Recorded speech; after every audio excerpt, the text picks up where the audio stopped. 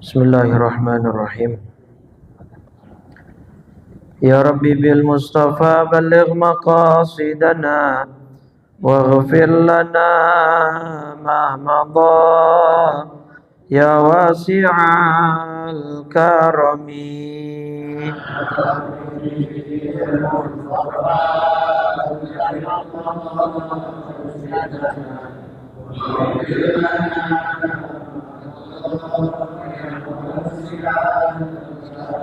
Lam yahtalim qattu taha mutlaqan abada wa ma tathaba aslan fi mada zamani.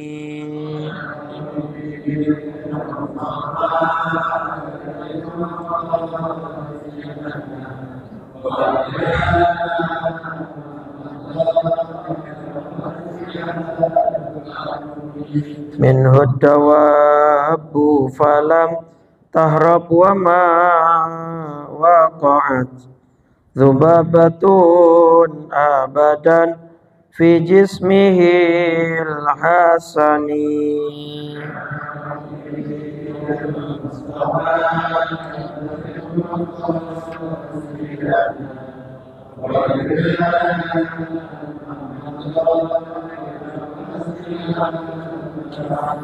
Qalbuhu lam yanam wal ainu qad na'asat wa la yura dhilluhu fi syamsi dhu fatini.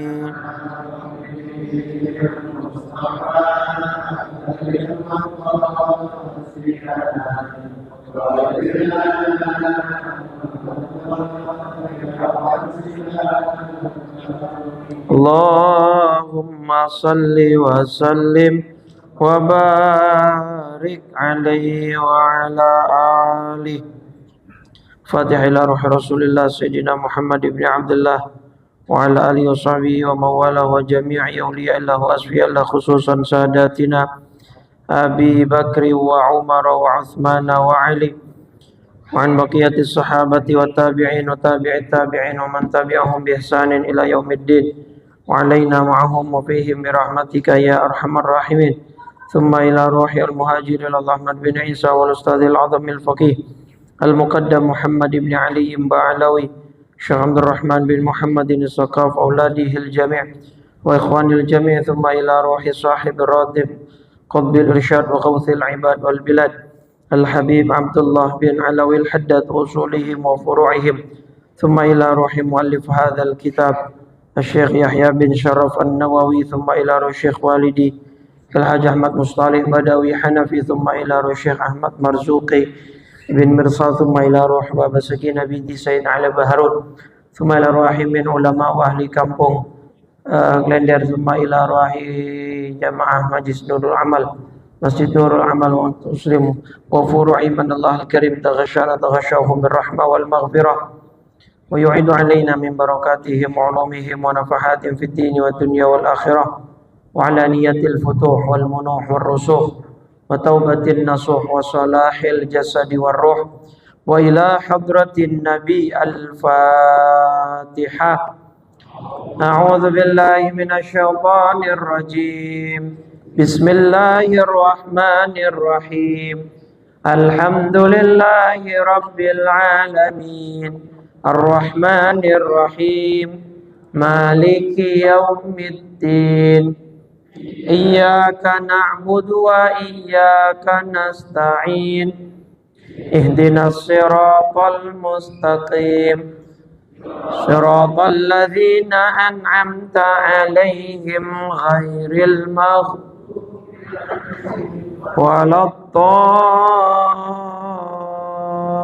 waladdallin. Amin. Bismillahirrahmanirrahim. Nawaitu ta'alluma wa ta'lima wa tadhakkura wa tadhkira wan naf'a wal intifa'a wal ifadata wal istifadata wal hatha ala tamassuki bi kitabillahi wa bi sunnati rasulillahi sallallahu alaihi wasallam wa du'a ilal huda wa dalalata alal khair ibtigha'a wajhillahi wa mardatihi wa qurbihi wa thawabihi.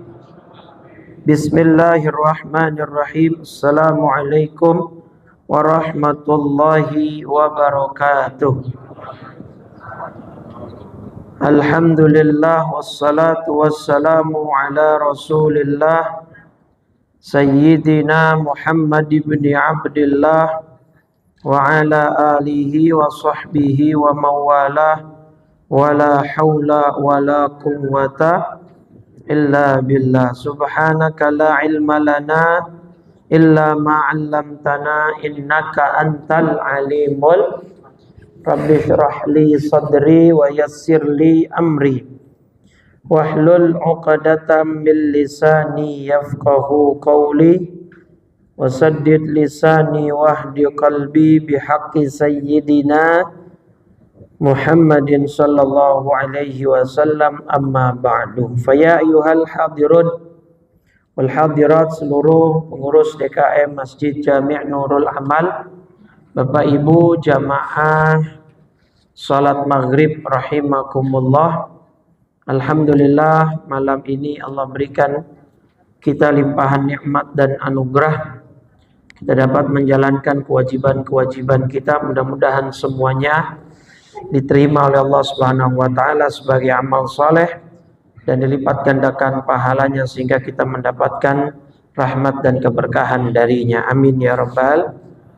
Salawat teriring salam tak lupa senantiasa kita curah limpahkan pada junjungan kita baginda Nabi besar Muhammad sallallahu alaihi wasallam serta seluruh keluarga, para sahabat dan para pengikutnya hingga yaumil qiyamah. Mudah-mudahan kita semua yang hadir di malam ini mendapatkan syafaat dari baginda Rasulullah sallallahu alaihi wasallam. Amin ya rabbal.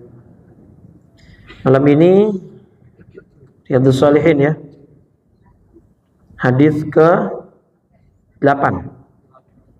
Iya betul, 8. Hadis terakhir di bab ke-10, yaitu bab mubadarah ilal khairat. Hadis ke-8 yang hadis terakhir.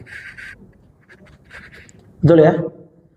Ya, bismillahirrahmanirrahim. Qala Syekhul Muallif rahimahullah wa adaman naf'a bihi wa bi barakati ulumihi wa bikum fid daraini amin radhiyallahu ta'ala anna wa ankum. Ats-tsaminu anhu. Hadis ke-8 ini juga darinya. Dari siapa maksudnya? Lihat hadis ke-7. Ke-7 itu kan diriwayatkan oleh Abu Hurairah. Berarti begitu hadis ke-8 dibilang darinya, berarti dari siapa? Dari Abu Hurairah. Gitu ya. Diriwayatkan oleh Abu Hurairah radhiyallahu anhu, semoga Allah meridainya, anna Rasulullah sallallahu alaihi wasallam qala, bahwa sesungguhnya Rasul sallallahu alaihi wasallam bersabda, badiru, bukan yang 8 ya. Anna Rasulullah sallallahu alaihi wasallam qala yauma Khaybar, la u'tiyanna hadhihi rayata rajulan yuhibbullaha wa rasulah yaftahullahu ala yadayhi pada saat perang Khaybar. Nah, ya. Perang apa? Perang Khaybar. Jadi perang Khaybar itu terjadi pada sekitar, artinya berarti tahun 7 Hijriah. Perang ini antara kaum muslimin dengan pimpinan atau orang-orang Yahudi di daerah Khaybar. Ya. Latar belakang yang menjadikan pecahnya perang Khaybar adalah orang-orang Yahudi Khaybar ini sok-sokan mau ngelindungin orang Yahudi yang diusir dari Madinah. Di Madinah itu kan ada piagam Madinah. Nah, salah satu klausulnya adalah tidak boleh memusuhi dan memerangi Islam. Nah, Yahudi di Madinah beberapa itu bersekongkol dengan Yahudi di luar Madinah untuk memusuhi Islam di kota Madinah. Jadi sama Nabi diusir. Begitu diusir, nah dibelain sama Yahudi daerah Khaybar. Jadi Khaybar itu nama daerah gitu ya. Nabi membawa sekitar 1.400 pasukan ke perang Khaybar itu. Ya. Nabi dan pasukan tiba di Khaybar ya dini hari lah, menjelang subuh, dan mengepung benteng-benteng Yahudi yang kokoh.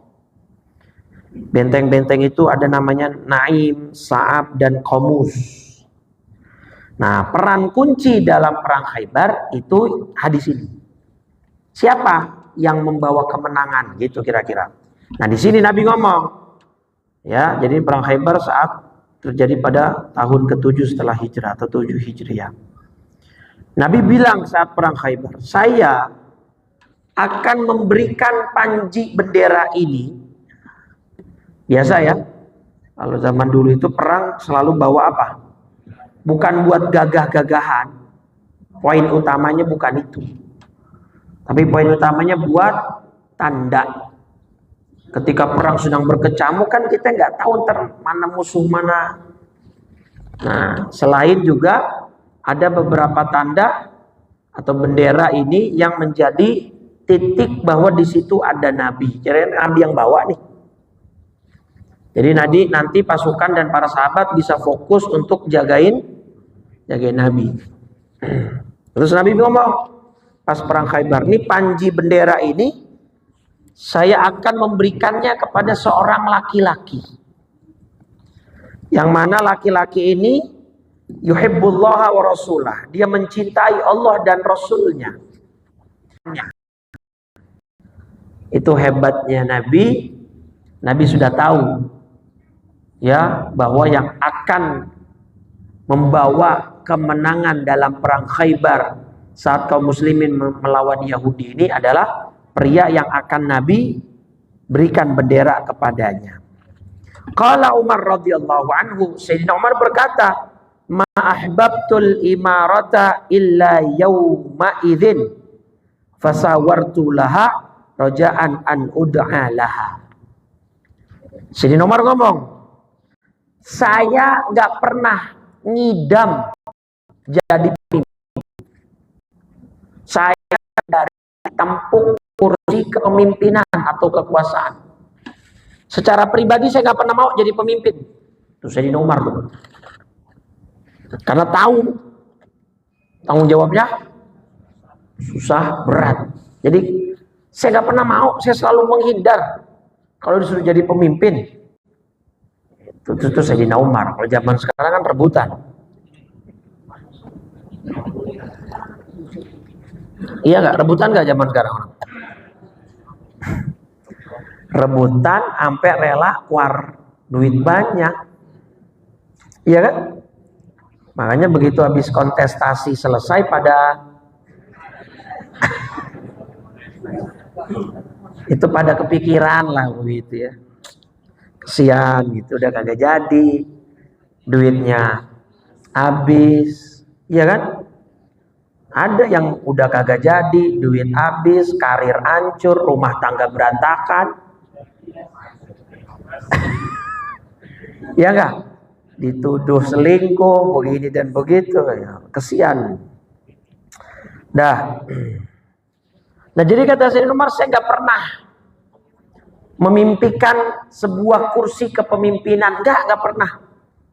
Karena beliau tahu tanggung jawabnya tuh besar. Bahkan dalam hadis Bukhari kalau nggak salah tuh, Nabi memberikan sebuah peringatan bahwa orang yang saat ini berebut kursi kepemimpinan besok akan berakhir dengan sebuah penyesalan. Karena pemimpin yang adil saja tanggung jawabnya, hisabnya akan berat dan lama. Bagaimana kalau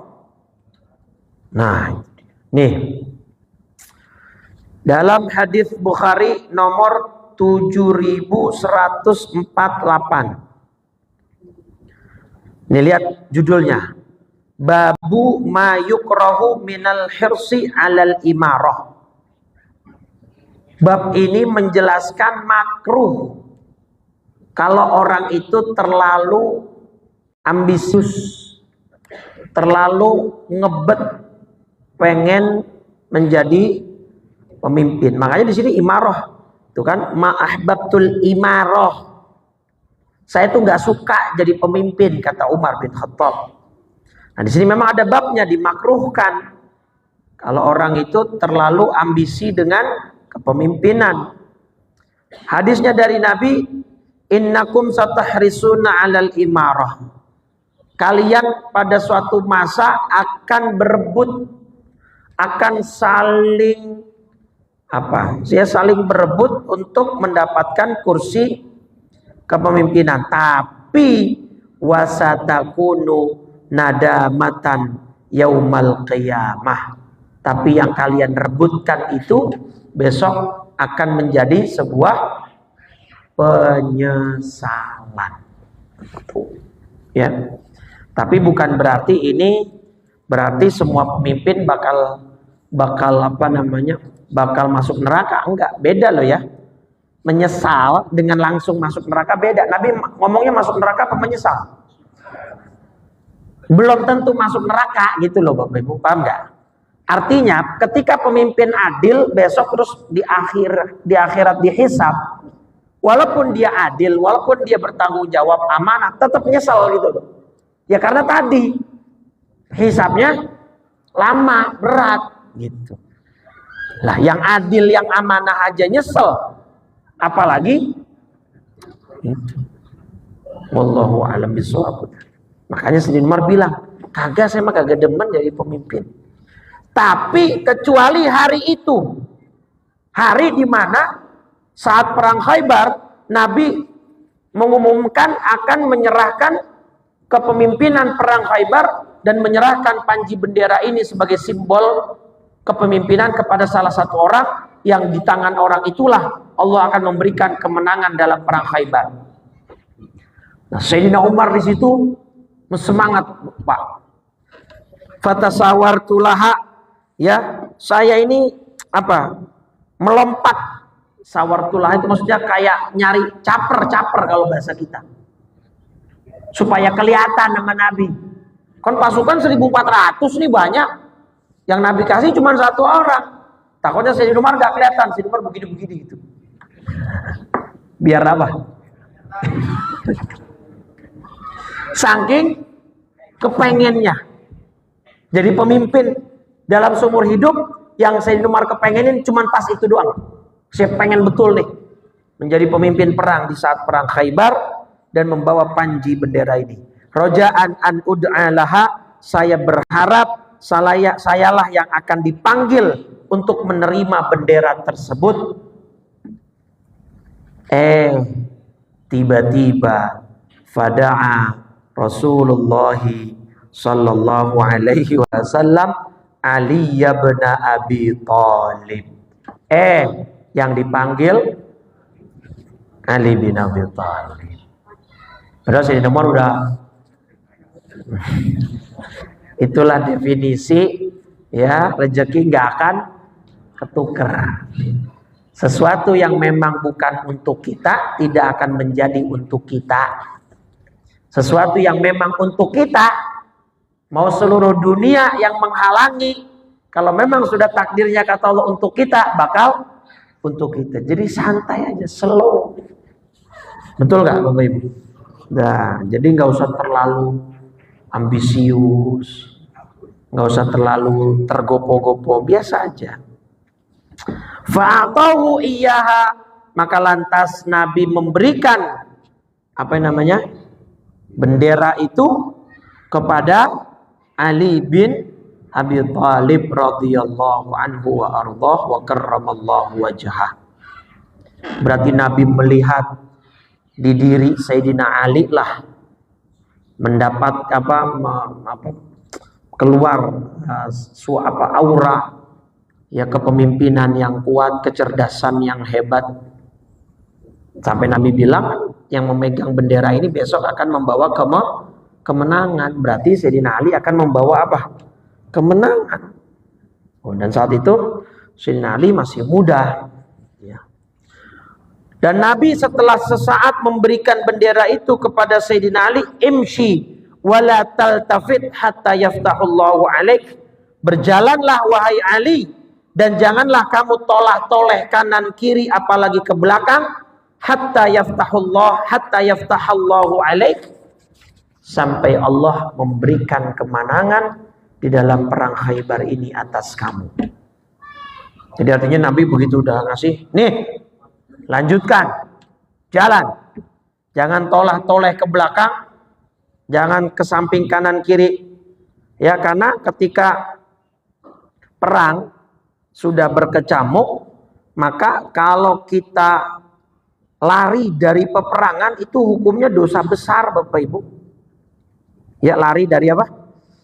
Peperangan itu dosanya dosa besar ya, sebagaimana Allah sampaikan dalam surat Al-Anfal surat 8 ya, ayat 15 dan 16. Ya ayyuhalladzina amanu, wahai orang-orang yang beriman, idza laqitumul ladzina kafaru zahfa, apabila kamu bertemu dengan orang-orang kafir yang akan menyerangmu, fala tuwalluhumul adbar, maka janganlah kamu berbalik membelakangi mereka alias mundur. Boleh mundur, tapi untuk apa? Siasat ya, artinya strategi, atau mundur untuk menggabungkan diri dengan pasukan yang lain.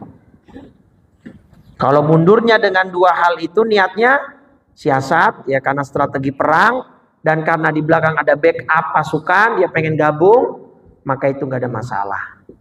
Tapi kalau mundur karena takut, maka dia akan membawa murka ya dari Allah Subhanahu.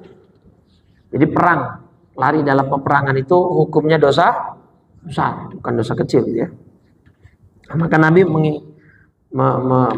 menekankan kepada Ali, jalan, berjalanlah, jangan kamu tengok kanan kiri.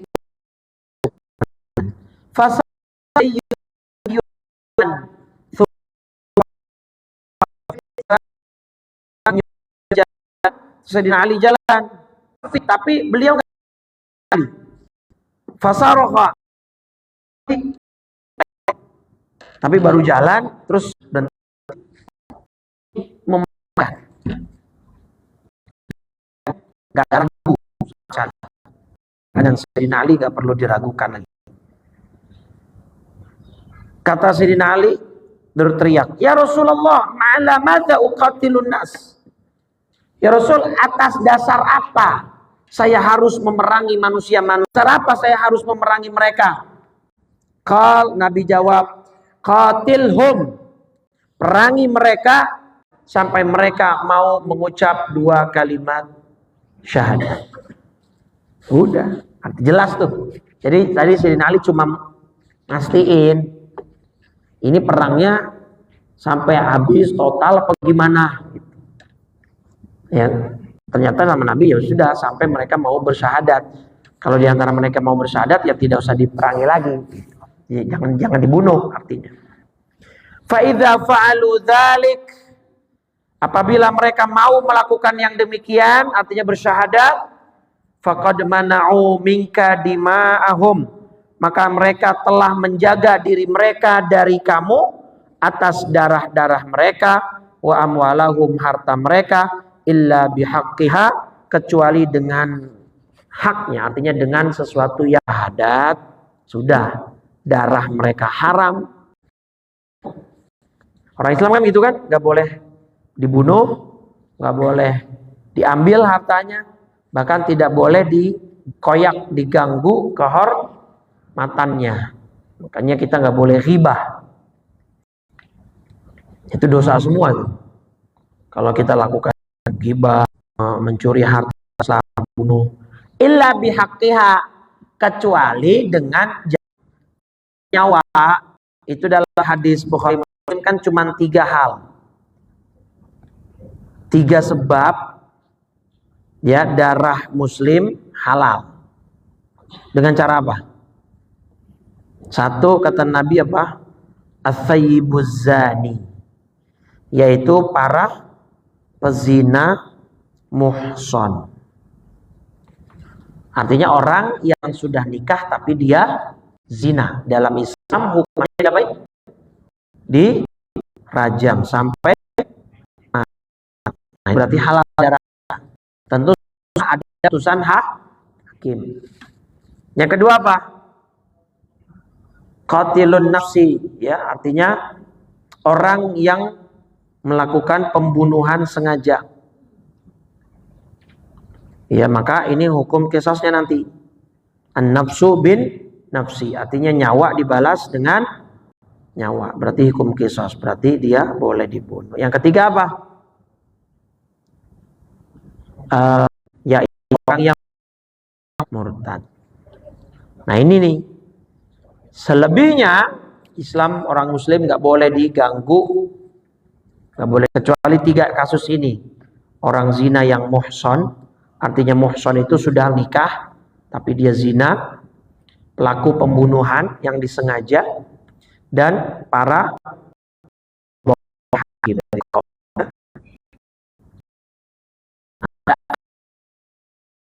Gak boleh direbut begitu saja, dirampas. Yang ada kasus ghasab, ya, syariqah, pencurian. Ghasab dengan syariqah beda, dengan nanti begal juga beda, copet beda lagi. Benar gak? Bedanya apa? Kalau itu dalam Islam dijelasin, Bu, Pak. Mencuri itu Anda mengambil barang milik orang lain di tempat dia menyimpan barang itu. Itu namanya nyuri. Anda ngambil, misalnya jangan Anda, ada orang pencuri mengambil TV dari rumah. Itu namanya mencuri itu.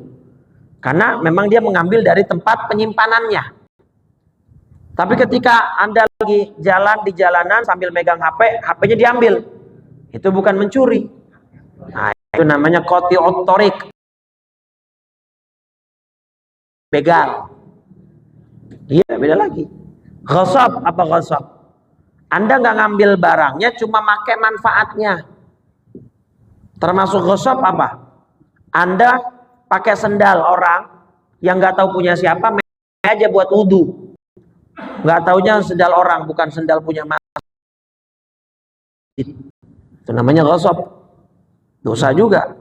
Menggunakan barang orang lain tanpa izin. Itu namanya ghasab. Ya, nah itu nggak boleh harta. Nah, karena dia punya hutang pailit dan sudah dinyatakan pailit, perusahaannya sita. Nah, maka dalam hal ini harta dia sudah halal untuk dirampas. Tapi yang merampas siapa? Negara, dalam melalui dan lain sebagainya. Gitu. Tapi kalau selama nggak ada sebab musababnya, harta orang Islam itu mulia, nggak boleh diambil, nggak boleh direbut, nggak boleh dan lain sebagainya, gitu ya, maksudnya gitu ya. Artinya kalau orang-orang Khaybar itu sudah masuk Islam, sudah bersyahadat, sudah darah mereka haram, harta mereka haram, jangan diganggu, jangan diusik. Tuh. Wa hisabuhum 'ala Allah, dan nanti selebihnya hisab mereka kita serahkan kepada Allah. Tuh. Nah, ini hadis riwayat Muslim nomor 2405.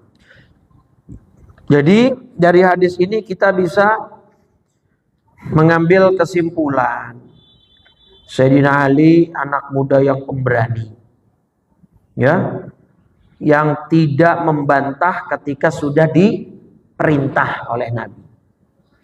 Pokoknya ini pegang bendera, bawa ke medan perang, berjalan, jangan lagi tengok kanan kiri sampai Allah menangkan. Nah kan kalimat sampai Allah menangkan ini masih gantung, Pak. Kalau cepat, kalau ternyata perangnya berlangsung lama, orang kan mikir, Pak. Apalagi dikasih beban tanggung jawab, suruh megang bendera pasukan, dia yang jadi pemimpin 1.400 pasukan. Enggak semua orang bisa, Pak, jadi pemimpin begitu. Lah orang suruh maju ke soft pertama aja sholat ogah-ogahan. Udah Bapak aja, udah. Suruh soft pertama doang, apalagi suruh jadi imam. Ya keringet dingin yang ada. Kalau kagak biasa, susah. Nggak bisa. Kalau yang nggak biasa, bisa-bisa di depan dia jadi imam, Fatihah lupa. Bisa nggak, Pak? Lu jangan salah loh.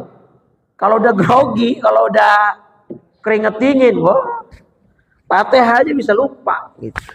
Padahal cuma jadi ini jadi pemimpin perang, membawahi 1.400 pasukan, ngelawan pasukan Yahudi yang terkenal barbar dalam peperangan, tapi Sayyidina Ali berani. Makanya hadis ini dimasukkan ke dalam bab bermubadarah, bersegera dalam kebaikan. Artinya sudah, kalau sudah dituruh sama Nabi, Sayyidina Ali terus berjalan, tidak ragu, tidak menolak, ya tidak segala. Bahkan di mana Sayyidina Umar menginginkan sekali, ya, bahwa bendera itu diserahkan kepada beliau, supaya beliau yang menjadi apa? Pemimpin perang Khaybar saat itu. Tapi ternyata Nabi punya keputusan lain. Akhirnya Nabi memberikannya kepada siapa? Sayyidina Ali ibnu Abi Thalib radhiyallahu anhu wa ardha. Kemudian sahabat Sayyidina Ali enggak karena sakit. Jadi ada obat. Sayyidina Ali bin Abi Thalib sampai parah sekali. Sampai orang-orang ngomong begini, wahai Ali, kayaknya engkau enggak akan selamat dari penyakit ini. Dari saking orang-orang itu ngelihat Sayyidina Ali sakitnya sudah sangat parah. Kata Sayyidina Ali, tenang saja, saya akan selamat dari penyakit ini. Loh, kenapa kamu begitu yakin? Karena Nabi sudah memvonis saya tidak akan mati kecuali darah saya mengalir sampai jenggot saya. Itu simbol, itu kode bahwa beliau akan wafat dengan cara dibunuh. Ya. Dan orang yang membunuh Sayyidina Ali bin Abi Thalib itu termasuk ashqan nas, kata Nabi. Yaitu orang yang paling celaka. Nabi sampai bilang ada dua orang yang paling celaka.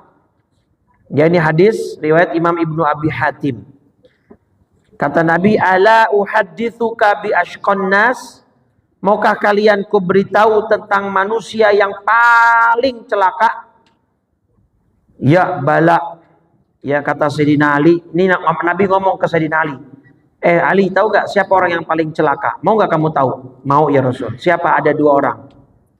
Satu adalah namanya Uhaimar Thamud alladzi aqaran naqah. Ya. Satu adalah Uhaimar, yaitu orang yang menyembelih ontaknya Nabi Saleh. Nabi Saleh itu punya mukjizat. Mukjizatnya onta. Onta ini permintaan dari umatnya. Soleh, kalau kamu beneran adalah nabi, kami punya permintaan. Kalau kamu kabulkan, kami janji bakal beriman. Mereka sendiri tuh yang minta, Bapak Ibu. Apa permintaan kalian? Mereka berunding. Apa yang kira-kira Soleh nggak bisa ya? Berunding. Udah, gini kita sepakat. Tolong keluarkan seekor unta dari batu yang besar itu. Ditunjuk batunya. Harus keluar dari batu itu, nggak boleh batu yang lain. Dan yang keluar harus onta, nggak boleh hewan yang lain. Itu aja kan sudah terdengar mustahil. Masa onta keluar? Nah, paham tuh? Nabiullah Saleh alaihissalam nyantai meresponnya. Udah, itu doang permintaan kalian. Baik, besok ya kita janjian lagi di tempat ini. Begitu mau bubar, mereka khawatir sendiri, Pak, takut.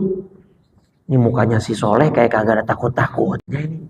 Jangan-jangan dia bener gitu ya. Kata umatnya, taduh, jangan pulang dulu, jangan bubar dulu. Kita mau tambahin saatnya. Oh ya udah, apa? Ya udah, pertama harus onta yang keluar. Kedua, batunya harus dari batu yang ini. Ketiga, ontanya harus onta yang paling besar yang pernah ada. Nggak boleh onta-onta yang biasa. Ya, harus onta yang paling besar. Ya udah, gampang. Besok ya. Mereka takut lagi. Jangan-jangan beneran bisa sih Soleh ini. Diperketat lagi lah syaratnya. Tambah syaratnya, kata yang satu. Harus dipersempit tuh. Ininya, apa sifatnya. Jahit, oke, betina. Yang satu lagi nyamber. Lagi hamil. Ontanya harus lagi ada batu. Ada onta hamil, bagaimana ceritanya? Artinya buntingnya lagi bunting gede. Ya, nggak boleh yang hamil-hamil masih muda. Gitu. Udah itu dong. Iya, udah. Akhirnya mereka nggak punya lagi. Besoknya mereka berjanji lagi di tempat yang sama. Keluar Pak, biiznillah, seekor unta persis sesuai dengan dengan apa? Dengan permintaan dan kriteria yang mereka tetapkan sendiri. Nah, emang dasar orang batu, emang dasar tambeng. Kan ngakunya katanya kalau Soleh berhasil mengeluarkan. Nah, mereka janji mau ngapain? Agak juga. Memang dasar orang-orang yang mulut mereka natakum ila ghairu Allah, makan di bumi Allah, wala tamassuha bisu, janganlah sakiti dia, fayakhudha, akibatnya kamu akan mendapat siksaan yang pedih. Ada akhir ceritanya, nah onta guling sambil ngeledek Nabi Soleh, muka mereka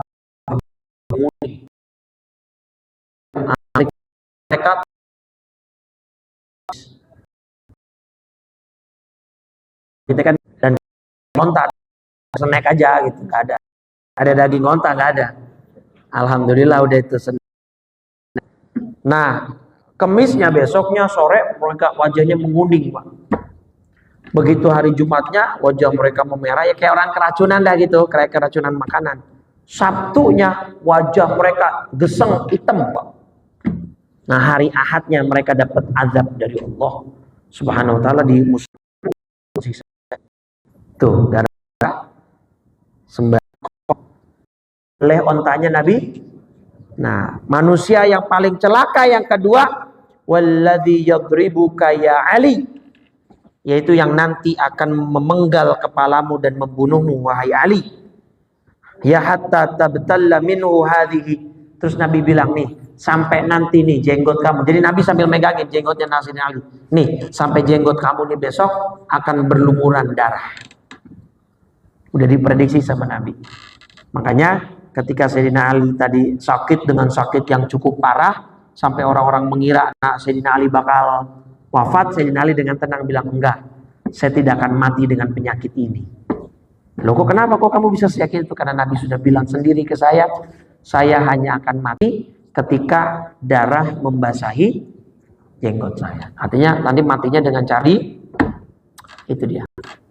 Tuh, dua manusia yang paling celaka. Naudzubillah min dzalik. Allah yahfadzna. Jadi memang Sayyidina Ali memiliki sebuah keistimewaan, sebuah kemuliaan. Beliau sahabat Nabi yang cerdas, pemberani, yang muda. Sekaligus beliau ada itu. Selesai berarti besok masuk ke dalam bab mujahadah. Betul ya?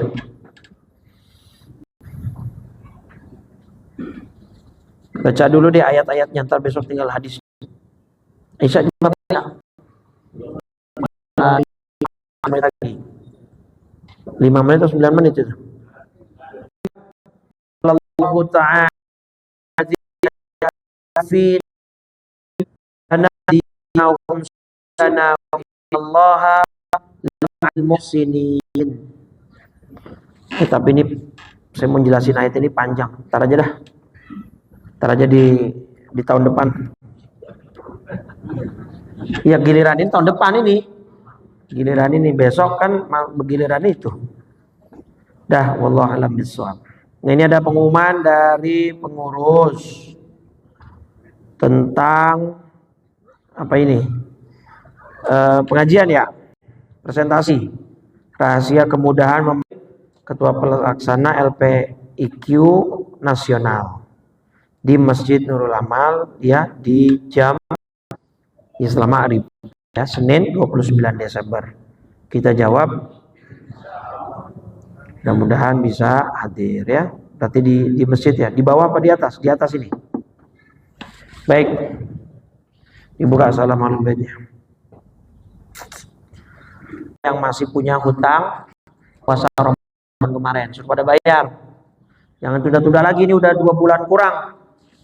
Niatin, aku niat qadha Ramadan di bulan Rajab.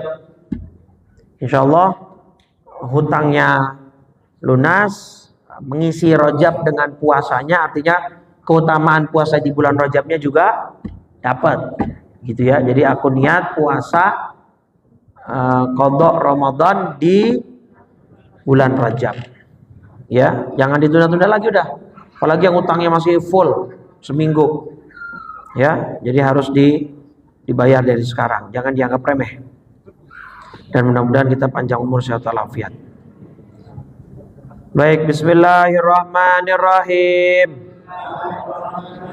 Assalamualaikum ya Rasulullah.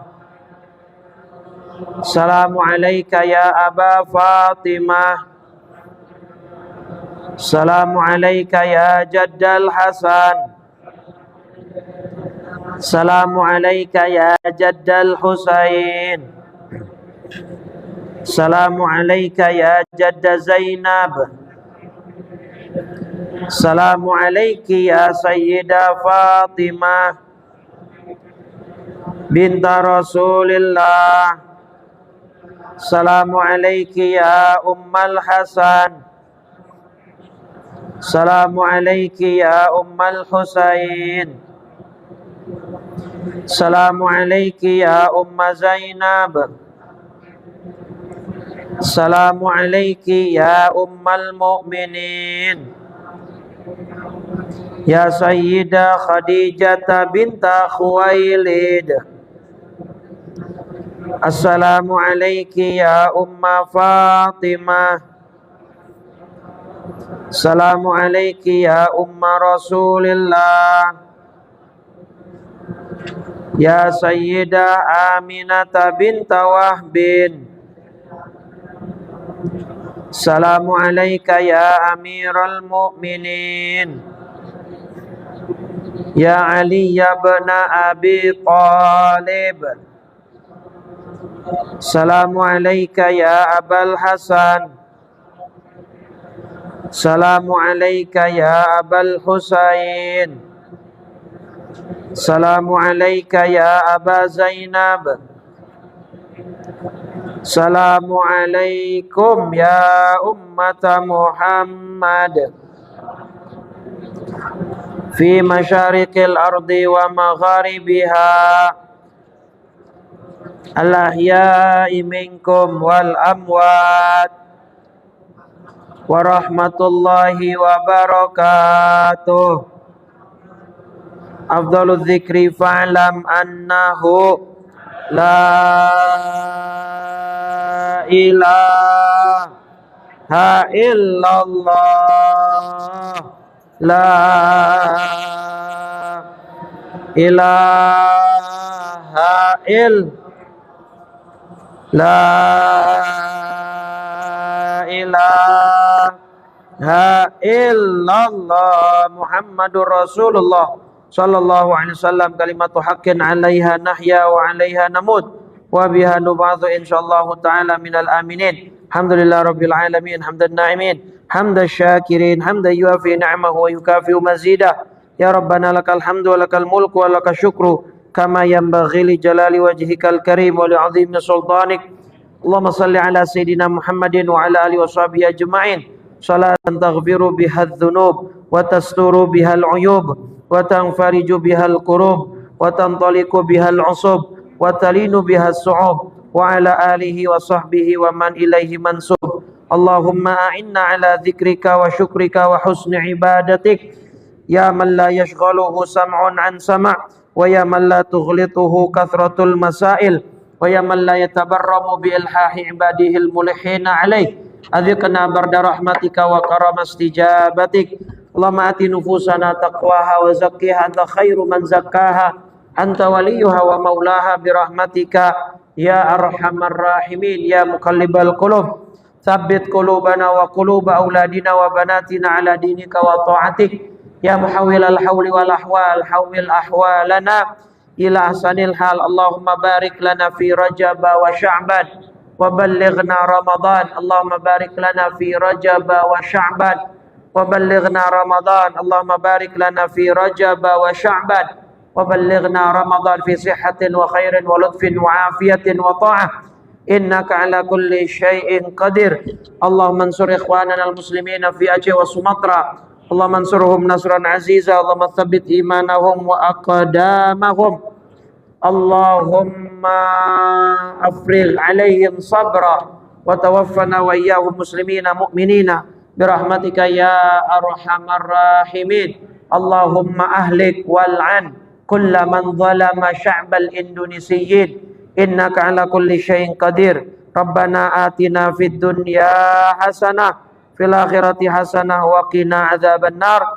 Sallallahu ala sayyidina Muhammadin wa ala alihi wa sahbihi wasallam bifadli subhana rabbika rabbil izzati amma yasifun wa salamun alal mursalin walhamdulillahi rabbil alamin. Subhanakallahumma wa bihamdika asyhadu an la ilaha illa anta astaghfiruka wa atubu ilaik wal afu minkum. Assalamualaikum warahmatullahi wabarakatuh.